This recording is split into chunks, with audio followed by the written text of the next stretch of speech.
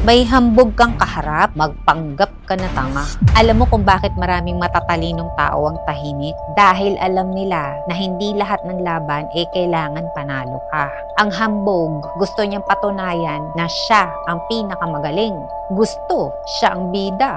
Gusto, siya laging tama. At kapag pinatulan mo naman siya, binibigyan mo siya ng eksaktong gusto niya. Atensyon, oras, energy. Kaya minsan ang pinakamatalinong galaw ay ang magpanggap na hindi mo alam lahat. Hayaan mong magsalita siya. Hayaan mong magyabang yan. Hayaan mong isipin niyang lamang siya. Habang abala yun sa pagpapakita ng galing niya, ikaw naman abala sa pag-aaral, pag-unlad at pag-abante. Tandaan mo, ang maingay na lata ay madalas walang laman.